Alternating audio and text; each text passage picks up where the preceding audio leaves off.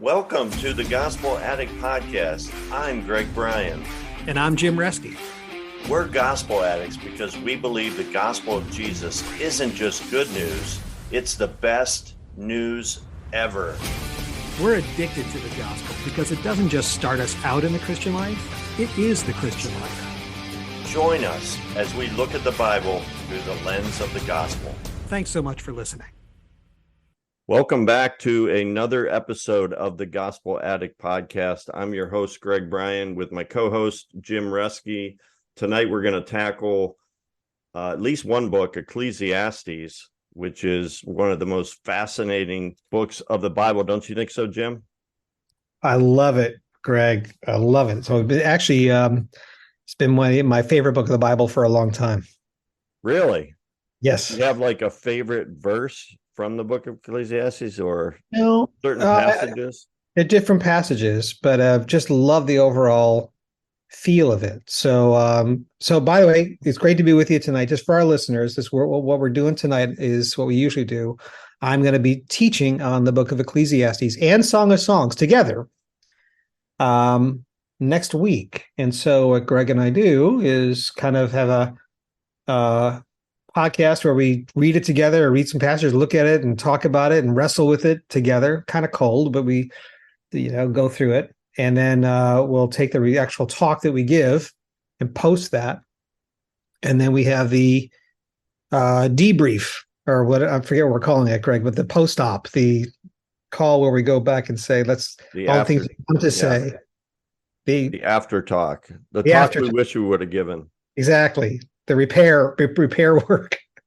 Wish I hadn't said that or whatever. So we'll do that later. But this is the pre-talk for Ecclesiastes, and maybe if we go a little crazy, Song of Solomon. The cool thing about Ecclesiastes is it's all about the search for significance, or the quest for contentment, and the pursuit of purpose in life. I mean, those topics, these are like huge topics that are addressed in this book. And I pulled out one of my old Bibles, you probably have a Bible like this, like I've got duct tape on it. Yeah. It's the one Bible I used for many, many, many years. Yeah. And I have so many different verses underlined in the book of Ecclesiastes, and it's all about those three things: significance, contentment, and purpose. It's just kind of fascinating because it's written by Song of Solomon, right? We know it's written by Solomon. Well, most people think he doesn't actually say written. I am Solomon writing this. He says, I, the preacher, son of David, right? So who was the wise son of David? It's pretty obvious it's Solomon. He's pretty universally, even though he doesn't say in the actual text, I think it's been in tradition almost universally agreed that it's Solomon writing it. Yeah. So what is your idea of like the overview of the book? Well, it's part of wisdom literature. So I'll tell you why I like it so much in a personal level. I mean, when I gave my life to Christ when I was 14, and I remember sometime around that time, like when I was 14, sitting on the back deck and reading the book of Proverbs almost straight through it. And I remember not finishing it, but I read like 20 chapters in a row. And that was one of the first times I just read a whole chunk of scripture in a row. And I remember really distinctly, really impressing me how important wisdom was. How that's what Proverbs is, wisdom literature. If you live this way, life will go better. Live according to these biblical principles, good things will happen. And if you don't, curses, right? And it's the need for wisdom impressed me. And then not long after that, while I was still a teenager, I remember reading Ecclesiastes and thinking, wow, this is so different. And the feeling I had at the time was it's so authentic. This is someone really, really bearing their soul and wrestling. What does it really mean? What is life about? It's experiential.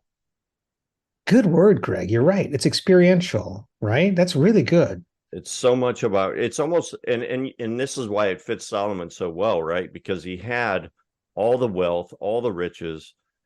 So he could just go all in and try stuff. Yeah. And so you see, one of the big themes is everything is vanity. Everything is vanity. And Right. there's the vanity of doing things. There's the Right. vanity of having things. There's the vanity of being. Doing, Um, having, being. That's interesting. It's a good way to think about it. yeah, That's that's one of the outlines that I kind of discovered as I was doing some research. Everything's vanity, chapter 1. Chapter 2, the vanity of doing things. Chapter 3 to 6, the vanity of having things. mhm. And then chapter 7 through 9, the vanity of being. So I'm not, I haven't gone much deeper than that, but yeah, so That's interesting. It's not quite the way. By the way, what translation are you using when you say vanity? Because I think a lot of the translations say vanity of vanities, right. says the preacher. All is vanity and striving after wind as it opens. And I think it's the NIV that I was looking at that says meaningless, meaningless. Yes. And that's the version that I kind of grew up with, is the NIV 1984 version. Okay. But the vanity, I think, is King James. Yeah, I think so. Vanity of it's- vanities. And I think yeah. New American Standard, which I grew up with, Vanity of Vanities, New American Standard. Oh, is But it? Okay. but I like meaningless, meaningless. Similar meanings, but that a slightly different feel to a modern audience to say it's all meaningless, it's all pointless. So yeah, so when you teach this, what kind of things are you going to hit? Well, so that outline you just gave was interesting. That's not the way I was going to approach it. I was going to go at the beginning and say that at the beginning, he sets out his disillusionment. It comes really out in chapter 1. And I'm going to read a bunch of chapter 1 together as a just as a group. That's where it starts out. Vanity of vanities, or meaningless, meaningless, says the preacher, all's meaningless. And then early on in chapter 2, he really goes through 3 ways that he tried to find meaning in life and how they all fail, through achievement, through great causes, and through pleasure. And I should say, as always, as only universally, a lot of my thoughts on this are informed by Tim Keller's sermons that I've listened to on this. And this other website I often go to called preceptaustin.org, which summarizes a number of commentaries. But Keller, I remember sitting in his church listening, and we attended there and preaching on this. And I remember him talking exactly those things. Like, there's 3 different ways you can live life. You can have an achievement. He used the word cluster, an achievement cluster, a cause cluster, or a pleasure cluster. I'm not sure what the word cluster means or adds to it, but it was basically an achievement-based life, a cause-based life, and a pleasure-based life. And I immediately felt at the time, because I lived in these 3 different cities, that a cause-based life was like DC, Washington, because we had lived in Washington before we went to New York. And everyone's there for causes. It's all cause-based, right? You're there to get your side elected. Everyone says this election we're facing is the most important of our lifetime because everything's at stake. We got to get our side in. And if you're not there for political parties, you're there for some lobby group, for some cause, right? You're fighting for your cause to. That's interesting. So DC, what city do people go for the achievement-based life? New York, baby. New York. Okay. And I think about New York. I might, depends how much time I have next Saturday, Greg. I might tell some stories because there's parts of New York history that a lot of New Yorkers I knew about. This, like I gave it like this historical event, that New York obviously was a Dutch colony originally. Then so it was established, but sometime in the 1600s, the British sailed a couple warships down from Boston into the harbor. And everyone woke up and there's these gunships. New York is, Manhattan's an island. It's exposed on the Hudson. And they woke up and there's these British gunships with these guns aimed at a mostly wooden city. And the mayor at the time said, "We're going to fight. Everybody fight." And all the merchants said, "Oh, no, we're not." No, we're not. Down went the Dutch flag, up went the British flag. And it was more like a hostile takeover than a war at all. And so there was no fighting. No fight. In fact, it all went on the merchants were open for business the very next day. It took a couple months for the British to okay, we own this now. We're going to change the court system. And anyway, it was just a takeover and almost a real estate deal. But the part of it that is so emblematic for New York is that New York, when I was in DC, so much was all about the elections and even if you didn't work in politics, you still thought about who's in power, who's not. It meant everything. New York was like, yeah, that one side wins, one side loses. Who cares? There's a change in power. Let's just Okay, do business. am I long the market? Am I short the market? Is that good for fixed income? Is it good for is it up, down? How do I make money off this? I really don't care. And it's about money. It's about achievement. There's a totally different world and different attitude than DC, which is all about, no, this is so important. And the New Yorkers say, yeah, kind of laugh at that. Yeah. It's really important. Good. How do I make money? That is really interesting. And then are you brave enough to call out some cities that are pleasure-based? LA. Because LA. I spent a summer in LA living with a friend of mine. Not that I know much about it. There's millions and millions of people there. I just spent one summer there, but it seemed like such a pleasure-based city. Everything is and that's a very big business climate. I know it's very intense and busy. So it's not like everyone's goofing off, but there's such a feeling of feeling good all the time, looking good all the time, almost like kind of being tanned and relaxed is your God-given right in LA. It just feels like a pleasure-based city. Someone might argue, he might say, no, Vegas is Sin City. That's pleasure-based. I might have a better example, but I always thought LA was like that just because I had lived there for a time. That's interesting. That's interesting. Well, one thing I love about this, this book and the fact that he brings this out is it's all about the void. It's all about the void in every human heart. And I love chapter 3, verse 11, where it says, God has put eternity in the hearts of men. Yes. And yet they cannot understand, they cannot fathom what God has done from beginning to end. Yeah. That we were made for eternity. God made a void in us that only he can fill, but we try to fill it through achievement or causes or pleasure. Yeah. And we're constantly trying to fill that void. And if we don't fill it with God, our life feels so empty and meaningless. Yeah. Absolutely. And I'm going to bring up that verse. And I'm going to bring up that verse in particular when I talk about the pursuit of pleasure and the way that Solomon tried to find the meaning of life in pleasure. Because it's a little different than when he talks about how he tried to find meaning and achievement and great causes. And the quick point about pleasure to kind of that I want to make is again from Tim Keller, is that when there's these great verses when he talks about a pleasure-based life, and it's I think it's in chapter 2, when he says, "Come now, I will test you with pleasure." There's twice in that passage where he says, "My mind still guided me with wisdom." Yeah. Like he says, I tried cheering myself with wine and embracing folly. My mind still guided me with wisdom. And then he says again, in all this, my wisdom stayed by me. And then the passage you just read in chapter 3, he set eternity in the human heart. And Keller explains this brilliantly. He says the problem with pleasure is that it's just never enough to drown out the quiet voice in the back of your head that says, it's all pointless. It's all meaningless. In other words, you can't get enough hedonism to drown that out. You can't out pleasure that notion. And so I think people read that passage and they'll say, he says, I did this, I had all these wives, I did all these things, gave my life to pleasure, and all this, my wisdom stood by me. And they say, that doesn't sound like wisdom. That's ridiculous. He's foolish. Why did he do all these things? That's like foolishness, but it's not.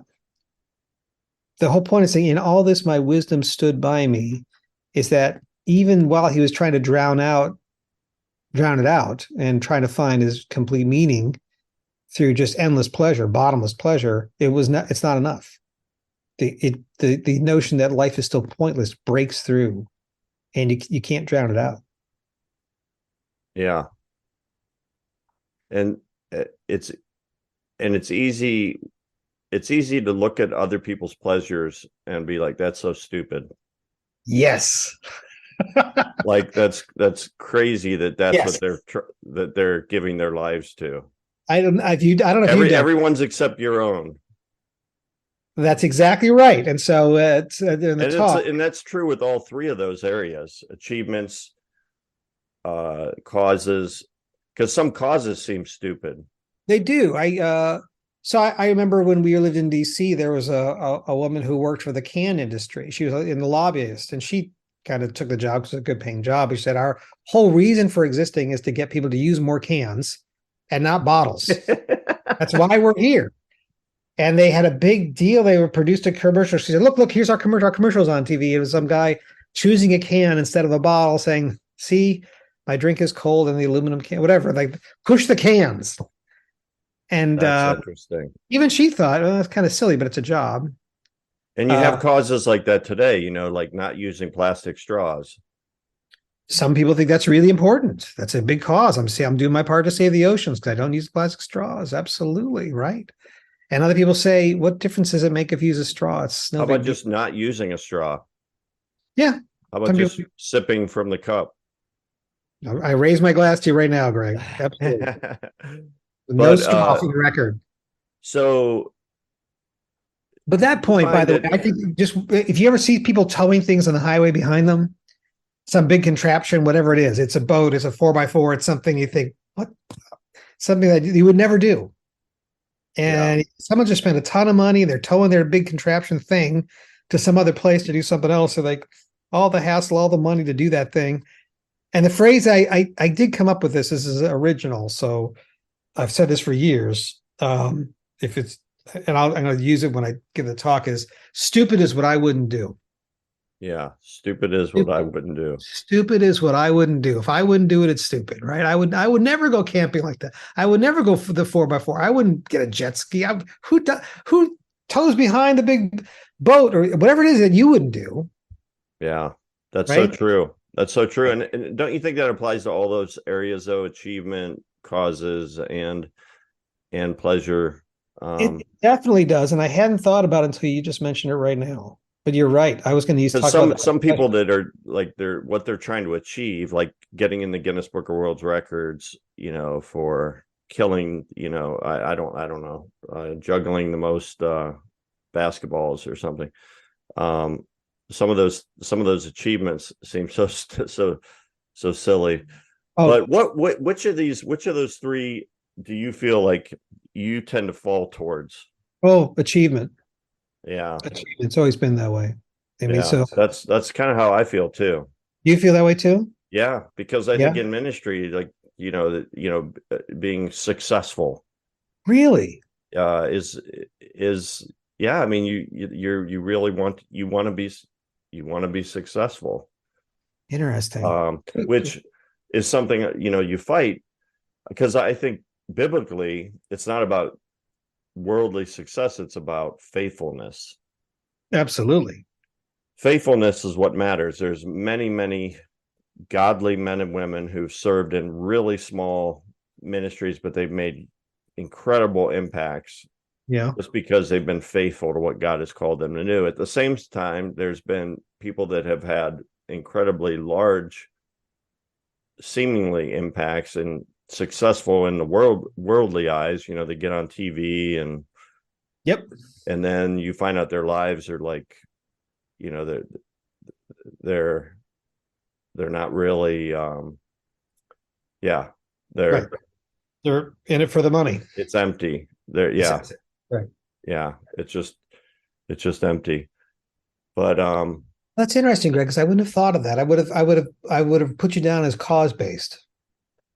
Because of the ministry, always seems like you could always say, well, I mean, we both know that it's not the way to draw your righteousness, but it's easy to say, I am not caught up like those people in their achievement. I am working for the Lord for a great cause. Well, I think causes, it's interesting to think about just Christian ministry in general in all three areas. Mm-hmm. Because there's definitely maybe those two are kind of equal pulls on me. But and then the pleasure, how does pleasure work out in and for somebody that's May not be a driver for you. It's I remember, and I think I want to try to tell this story if I remember it when I'm speaking. I remember witnessing to a guy in college, and Larry Crabb's books were out at the time. Remember Larry Crabb? Yes. And he had his And big his wife his ex-wife, I'm a crab. I'm just kidding. Larry, if you're listening, Larry, if you're listening, we're so sorry. Yeah, actually, Larry, that was a joke. I know. I think Larry was very faithful to his wife, and he actually wrote some really good stuff. But yeah, what was the? You remember the name of the book? No, it was I think it was his first book. It was a big hit in Christian circles, but this was like the 80s, right? This is a while ago. But his big catchphrase was that everybody lives for two things: significance and security. Everybody craves two things. And that just made so much sense intuitively to people. People were like, wow, it caught on like wildfire. People are saying, do you realize there's two things people live for? Significance and security. And I remember I was sharing Christ with a friend of mine, and I was talking about that, hoping that he would say, how do I find significance and security as well, be able to share the gospel? And I said, there's two things people live for, significance and security. He said, what about having fun? So I just want to have a good time. I don't care about that stuff. Yeah, like I'm an 18-year-old college student. I just want to have a good time. Like, what the heck? And they realized like a lot of people don't live for that. They live for, and I think actually this is kind of predominant view now. Everyone says this generation lives for experiences. Everyone says you only go around once, YOLO, right? You only go around once. So, you gotta. The book you mentioned might be Inside Out. Inside Out. That is what it is. Larry Crabb. Inside Out. So yeah. And then there was that book, the same time was The Search for Significance. Oh, really?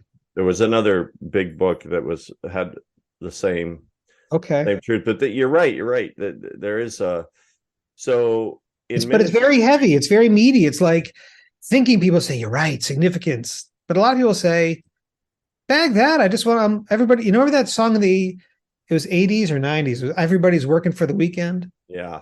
Remember, another song, what's her name? Sheryl Crow. All I want to do is have some fun. Oh, yeah. Yeah. I'm here to tell you I'm not the only one. Right. And just have a good time.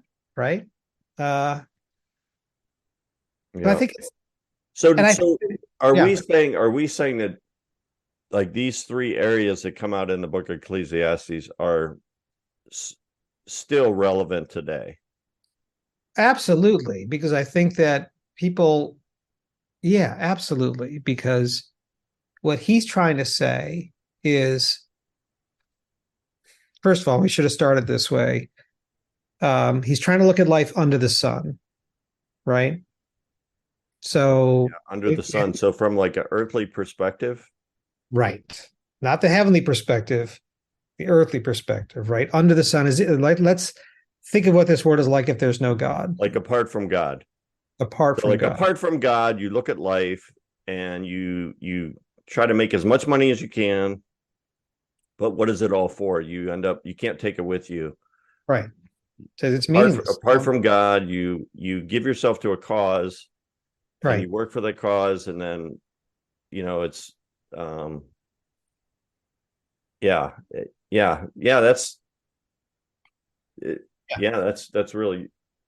that's really important to. So would you say that that's part of like the wisdom of Solomon? Like when he's writing this book, he's basically trying to help us see that, like, remove God from the equation, right? And life, no matter how successful, how good you are, or what you give your life to, you can't find any meaning in it. Let's just say what he's, exactly. So he's saying, look, remove God from the equation. Let's look at life under the sun, not the heavenly perspective, earthly perspective, So, but without God, I will try to find meaning in the three major ways people try to find meaning in their lives, right? A pleasure-based life, first though, an achievement-based life, a cause-based life, and then a pleasure-based life. And he said, I'm here to tell you it won't work. It's still meaningless. It's still pointless. You find that you could achieve all these great things, and we can go through some passages. You can achieve these great things. You're going to leave it to a fool who comes after you. You could create all these great causes, and no matter what you do, no one will remember you. And the generations that's come that won't remember you, they will be remembered by the later generations that come after them. Everything will be forgotten. Everything's pointless. And Keller does such a great job of pointing this out. He'll say what he's doing is he's stepping back and taking the big picture. He's saying, I looked at it all, right? Not in part, because at any given part, you could say, this part of my life makes sense, right? This one individual component of my life makes sense. Like why do you go to work? Well, so I can afford to pay the rent. Well, why to pay the rent? So I can have a place to sleep. Well, why do you go to sleep? So I can be rested. Why do you need to be rested? So I can go to work. In any one component of that, you could say that has meaning, but when you look at the step back and look at the whole thing, the way the Ecclesiastes writer does, he says, you look at the whole picture altogether, it's all meaningless. It doesn't make sense. There's no hope. There's no point to life. And you could try these ways of doing it, achievement-based, cause-based, or pleasure-based, and you're going to find, like I did, it's still pointless. There's no meaning. Now, what makes it tricky, and this is the hard part of Ecclesiastes, is, he starts off by saying, let me look at life under the sun. So you could say, well, you could do that now as a thought experiment. Get Christians together and you could say, well, let's just imagine there's no God, right? Like the John Lennon song, Imagine There's No Heaven, right? And let's just talk about what that would look like, what that world would look like. But it's not a book where he doesn't mention God, not like the book of Esther, where the word God never shows up. He talks about God a lot. That was one of the things I was thinking of as you were talking is, yeah, he kind of sprinkles God throughout the book. It's not even like, it's not the punchline at the end. It's like, no, he kind of just like the whole chapter, like 90% of it will be about just that earthly perspective, but then he'll put like a couple verses, yep, about he mentions God. Do you want to, any of those like really stand out to you in your research, or yeah, there's mention some of those verses if I can find some now, but it's confusing. It's confusing enough if you read it for the first time, you don't get that under the sun part. It's super confusing. You say, this book seems to say life is meaningless and pointless and everybody dies, and that's, there's no afterlife, and so there's no point to anything. There's no difference between human beings and animals because they're all the same because everybody dies. And you say, this seems so inconsistent with the whole rest of the Bible. This doesn't make any sense whatsoever. And then you say, no, someone explains to you, no, but he's saying it's under the sun, you see. It's all about what life is like if there's no God. Oh, okay, I get that. So like chapter 2, verses 20, starting in verse 24. Yes. A man can do nothing better than to eat and drink and find satisfaction in his work. This too, I see, is from the hand of God. So there's that heavenly perspective. For without God, who can eat or find enjoyment? To give the man who pleases him, God gives wisdom, knowledge, and happiness. But to the sinner, he gives the task of gathering and storing up wealth to hand it over to the one who pleases God. So, yeah, I don't know. It's cool. So the image I have, well, someone, our friend, Dr. Bob Mosteller, actually gave me this image. He said, think about Ecclesiastes like someone who's trying to explain how the sky works, but they're inside one of those like sports domes, like a soccer dome where they kind of pump it up and it's opaque and you can't see anything. And maybe there's a couple of holes in it. So I see a little ray of light coming through. There's a drop of water coming through. So I can't really see. And that's the perspective. And that kind of person is trying to describe how the atmosphere works. I thought that's a pretty good analogy. But another one is like, I think of like cloud cover, because we're here in where we live in the Northeast Ohio, second most cloud cover in the United States. The most common weather pattern is overcast gray skies. And you think about someone like that under overcast trying to explain it. And I feel like he's like staying below the clouds for most of it and then going above the clouds once in a while and catching a glimpse of what the blue sky is like. And then dropping down below the clouds and talking about, so he's going above and below the clouds through the whole. Is there a progression? I don't I don't know. I'm not sure I see the progression. Like there's a conclusion at the end, a definite Like the conclusion at the end. Do you feel like that's the real punch? The progression probably is, he says in chapter, the things about the cause-based life, achievement-based life, pleasure-based life are in chapter 2. So chapter 1 is like, it's all meaningless. Chapter 2 is very much, I tried these 3 ways to find meaning in life. They don't work. Then like there's a number of chapters, like the next through 11. There are his wisdom sayings, like Proverbs. And some of those are like above the clouds and some are below the clouds. Right? So he'll say things like, whatever your hand finds to do, do with all your might, because there's no activity in the grave where you're going. Like there's no afterlife. Say surely a live dog is better than a dead lion because death conquers everything. Like, okay, that part's not, that's below the sun thinking. I get it. I got that. But then other things he's saying, like, have great composure in front of the king, because composure allays great offenses. Okay, good wisdom. That sounds like, timeless wisdom. Maybe it's above the clouds, but he's constantly drifting above and below the clouds through that wisdom part. And it's kind of hard to understand the wisdom part of it, but understand that he's still taking that perspective sometimes of drifting below the clouds and looking at as if there's no God. So I think that's, even if you get the under the sun thing, it's still a challenge as a Christian to read Ecclesiastes. How does the gospel apply in this book? Or I'm thinking of like your 2-line illustration. How do you see that? Well, it's a great, thanks for bringing it up. I wasn't even going to bring it up in the talk, but I think so much of the achievement, cause, and pleasure are the single line, right? Especially achievement and cause, you could really see being the single line. Maybe so not. Just explain. We in this podcast, we often contrast a difference between a single line way of living the Christian life and a double line way of living the Christian life. So explain that super quick. Yeah. So the single line it's a simple graph where holiness is the vertical axis and time is the horizontal axis. And you could draw that out, right? 2 lines, and then take another line, start at the bottom left corner, make it a diagonal 45-degree angle up and to the right. And that's a picture of the Christian life. It's a progression of holiness, getting better and better all the time. And in that view of the Christian life, actually that view looks like every religion, right? You just follow the commandments and you become more holy over time, a better person over time.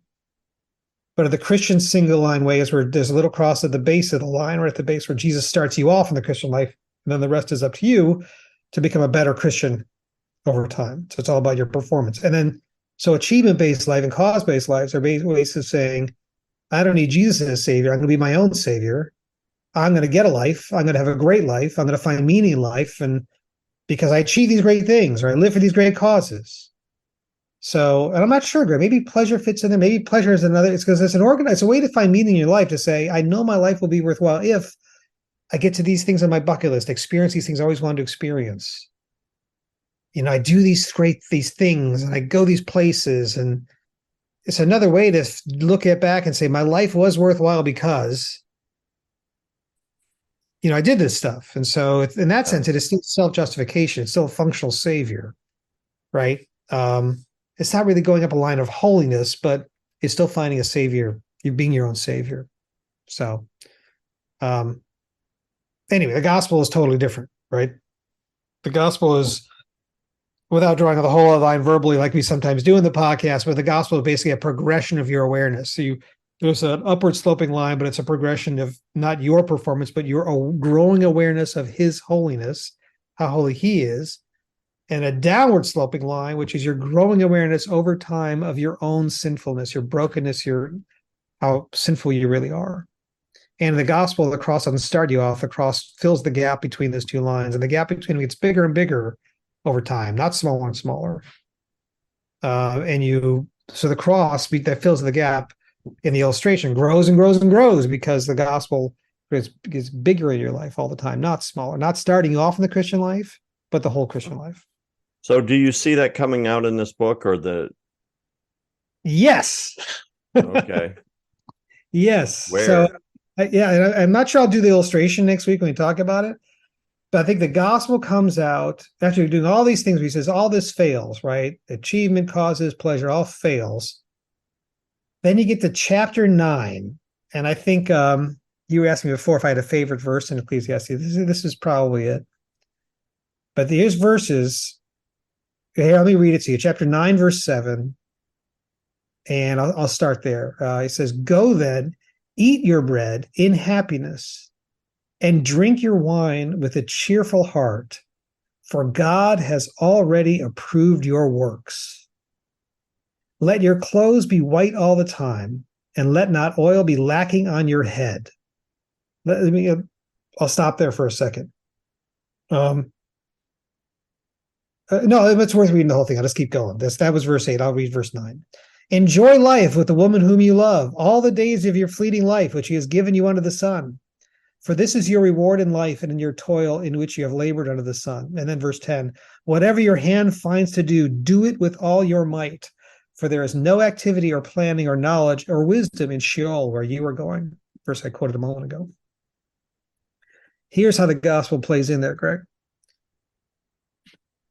When it says in chapter 9, verse 7, "Go your way, eat your bread in happiness, drink your wine with a cheerful heart, enjoy your life, for God has already approved your works." You have to look at that verse and say, is that above the cloud thinking or below the line, below the cloud thinking? And I have to interpret that verse in light of all the rest of Scripture, which is how do you get to a place where God has already approved your works? That's the gospel. Yeah. The way you are going to have all your works approved is the gospel, right? And you're going to say, if I give him my life to Jesus, give him my heart to him, I've stopped trusting in myself for salvation. I've stopped looking at things like my achievements, the causes I fought for to justify my life. I put my trust in him, right? Then God has approved your works. So this, Greg, is all about one of the S's of the gospel we talk about, sequence. God has already approved your works. And once he has, go ahead and enjoy life. You can enjoy life. It's okay. For God has already approved your works. So right after that, enjoy life with the woman whom you love, all the days of your fleeting life which he's given you. And then in chapter 10, what about working hard and achievement, right? And fighting for causes, right? Chapter 10, whatever your hand finds to do it. Do it with all your might. Do it with all your might. And it's because God, why? Because God's already approved your works. So if you're in Christ, in the gospel, in sequence, you can rest because all your works have already been approved. You don't need to earn. You don't need to save yourself by fighting for some great cause.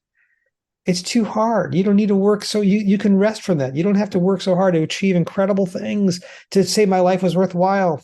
Go your way. God's already approved your works. Now, if you read that old verse on its own, like I said, you pull it out, you say, so like every human being on earth, God's approved their works. No, that's universal salvation. That's not what the rest of the Bible teaches. Right. Right? They're not all sons of God. We're not all children of God. We're children of God who've put our trust in his name, right? Yeah. So, but once he has approved you, God has already approved your works. Eat your bread in happiness and drink your wine with a cheerful heart. So that's one place the gospel shows up. There's another one.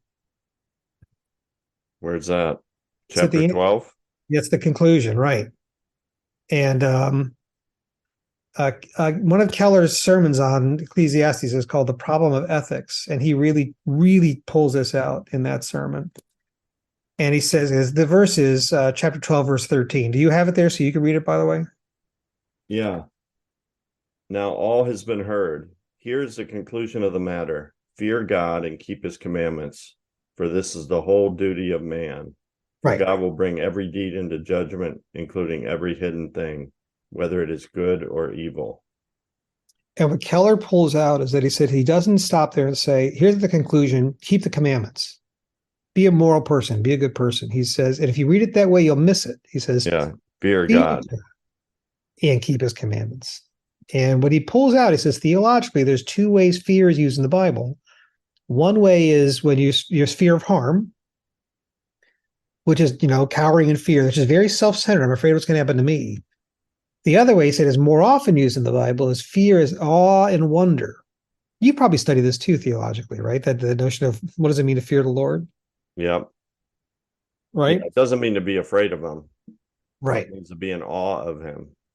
But all of his Yeah, and if you're in awe of him, it changes your life. It's being you're changed. You've been changed. He's changed you, and that's the for us on this side of the cross. I mean, if you really understand the gospel, it changes you. Yes, because you're in awe not just of his power, how he could crush you like a bug, but you're in awe of his grace. You're in awe of his love. Why would he love a sinner like me? It's amazing grace, right? So I'm awestruck by that. And then it's not a self-centered fear. Oh no, what could happen to me? It's like it's an other sense. It's a God-centered fear because I'm thinking about him, what he's done. And in response to that, keep his commandments. It's the sequence of the gospel, right? I'm accepted, therefore I obey. Yeah. That's why the Apostle Paul could say, may I never boast except in the cross of Christ. Right. And the message of the cross is foolishness to those who are perishing, but to us who are being saved, it's the power of God. Power of God. That's right. Yeah. That's really cool. Well, make sure you bring that out in your teaching. Well, I hope so. I hope that fear of God thing, because I do think there's a couple of verses like that in here. And that comes a lot in Proverbs too. The fear of the Lord is the beginning of wisdom. The fear of the Lord. What's the fear of the Lord? It sounds like I should cower in fear of, God is about to punish me. And it's really actually in that sermon, Greg Keller spends like 15 or 20 minutes really teasing this point out. I'll cover it really quickly. I think it's really significant in the conclusion. But it's so important to get, I fear God and keep his commandments, right? Yeah. So. Well, is there anything else you want to mention? You want to talk about money is the answer to everything? Oh yeah, money. There's a lot about money in this, and you're a banker. That's right. So are you convicted by these verses about money, or? Well, always. I'm trying. I think it wasn't a matter of kind of giving your life to money. You're well, thanks. Thank you, preacher. Okay. Well, I mean, there are some interesting verses here, like chapter 5, verse 10. Whoever loves money never has money enough. Wealth is never satisfied with his income. Right. And then verse 12, the abundance of a rich man permits him no sleep. And then verse 15, naked a man comes from his mother's womb, and naked, and as he comes, so he just departs. He takes nothing from his labor that he can carry in his hand. Right.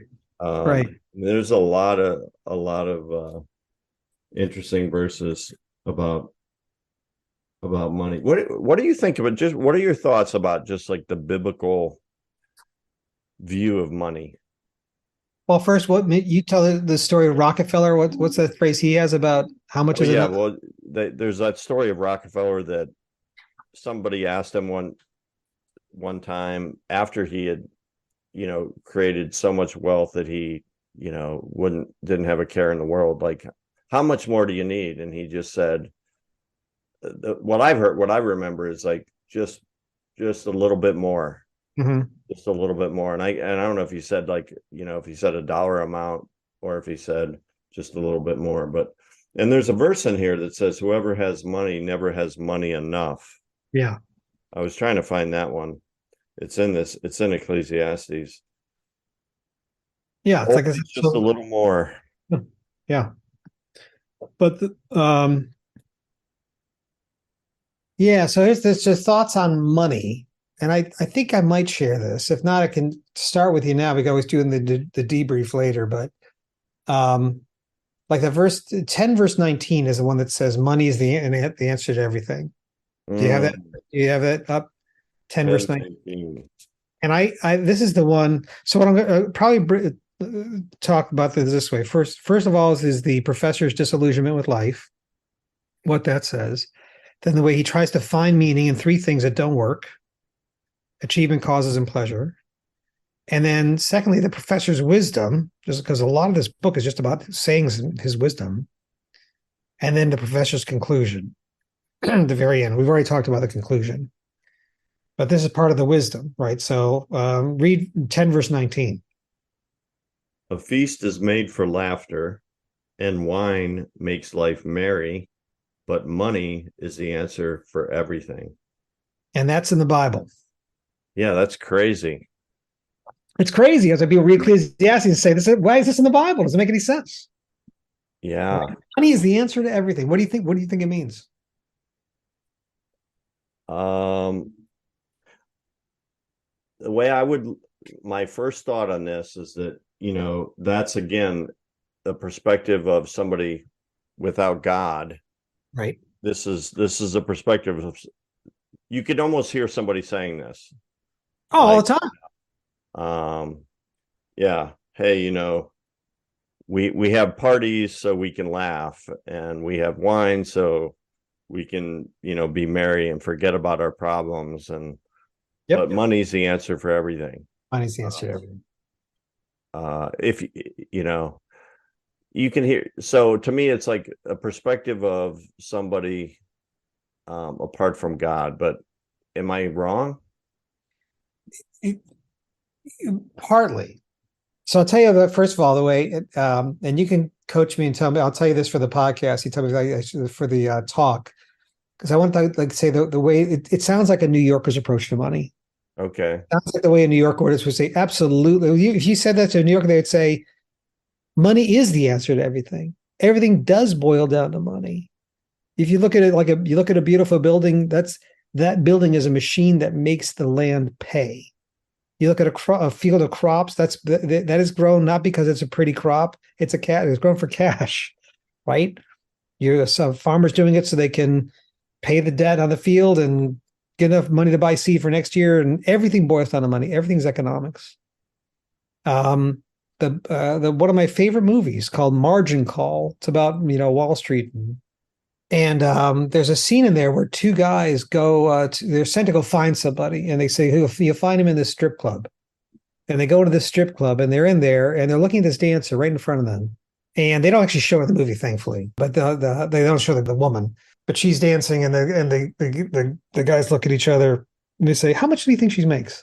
What do you think she pulls down a night? I bet she makes $1,500 a night. $1,500 if she dances to her. That's not a bit. They start talking about the money she makes, and they're not attracted to her. They're not engaged in that. They're not wowed by it. They're just boiling it all down to money. And it's such a perfect moment in the film because it captures the New York feel perfectly. Everything's just about money. So is it possible that Solomon is speaking here in the voice of an unwise king? Actually, I think he's speaking in the voice of a wise king. Okay. So go back and read the context around it, and I'll kind of tell you what the commentaries say. It's actually not that mysterious at all. You want me to read out loud? Yeah, read out loud. Start at verse 17. Go through 17. Okay. Blessed are you, O land, whose king is of noble birth, and whose princes eat at the proper time, for strength and not for drunkenness. If a man is lazy, the rafters sag. If his hands are idle, the house leaks. A feast is made for laughter, and wine makes life merry, but money is the answer for everything. Do not revile the king, even in your thoughts, or curse the rich in your bedroom. Because a bird in the air may carry your words, and a bird on the wing may report what you say. He's talking about kingship. He's talking about running a kingdom. He starts out by saying, blessed are you, O land, whose king is of nobility. You princes eat at the appropriate time, for strength and not for drunkenness. And then the verse 18 says, talks about things falling apart. Through indolence, the rafters sag, and through slackness, the house leaks. Talking about bad leadership. Yeah. There's a sleep at the post, and there the whole kingdom everything starts falling apart. And in 19, there's a verse that really troubles people. Men prepare a meal for enjoyment. Wine makes life merry, and money's the answer to everything. He's talking about those bad kings. That's the way bad kings run their kingdom. They just sit around and eat. It's like right with the verse right before it, where through indolence the rafters sag, through slackness the house leaks. The whole thing falls apart because they're sitting around eating and drinking, and they're living for money. And money's the answer to everything. It's talking about what bad kings do. And because verse 20 goes right back to talking about kingship. Furthermore, in your bedchamber, do not curse a king. Right? Yeah. If you pull out of context completely, you say, wait a second, he says money is the answer to everything. What he's talking about is how to run a kingdom. Yeah. Right. No, that's definitely, I think, yeah, that's definitely true right there. Yeah. So when the commentaries pull that out, they say it's the bad kings who say money's the answer to everything. He's trying to give you an example of how not to run a kingdom. So it's actually not that difficult. That's cool. Yeah. Are you going to bring that out? I think so. It'll give me a chance to talk about the New York approach to money. So, which is kind of fun. I think this has been a good discussion. I'm excited to have you teach on it. And we didn't cover Song of Solomon. Do you want to say anything about Song of Solomon? Well, just in like 2 or 3 minutes, Song of Solomon is interesting because it's love poetry, and there's some kind of very very very intense, and there's some graphical image there. I've heard that the Hebrew actually brings out the sexuality more than the English does, because usually English translators don't bring all that out.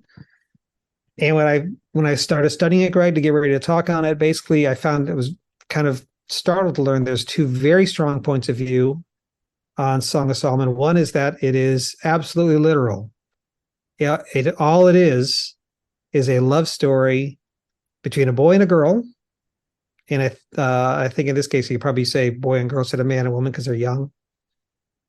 But it's just a love story, and it's there to be a love story in the Bible about male-female attraction. And the lesson maybe is that it's okay to have romantic attraction, and that sexuality is not bad. That's all it means. And you should take it very literally. That's all it means. And the other point of view is allegorical, and saying it's really there in the Bible to talk about God's love for his people.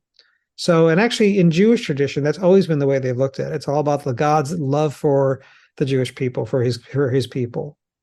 And generally in Christian tradition, I think I've heard that, and I'm should I bring this out in the talk or not? But in Catholic tradition, it's Mary is often brought into it. But I'm not Catholic, and I really can't speak to the Catholic tradition with any authority, so maybe I'll leave that out. But the Protestant view has always been very much that it's about Christ and the church, very allegorical. But in studying this, Greg, I found a very interesting distinction was that in the Protestant Reformation, Luther liked to look at things like this in the Bible very allegorically. Calvin did not. Oh, wow. Calvin hated allegorical interpretations of Scripture, said that somehow that took away from, I think it's because he thought it took away from the authority of Scripture. You're just making it, analogizing to all this other stuff. And that's not what it says. It just says, girl meets boy, girl falls in love with boy, boy meets girl. That's all it is. That's all it means. And I don't know if Calvin actually said that kind of commentary about Song of Songs, but that's the more literal way that he was advocating. And I think so. So I think some Protestant traditions that come more out of the Calvinist tradition, like say the Baptist tradition, other ones, have more of that view to say.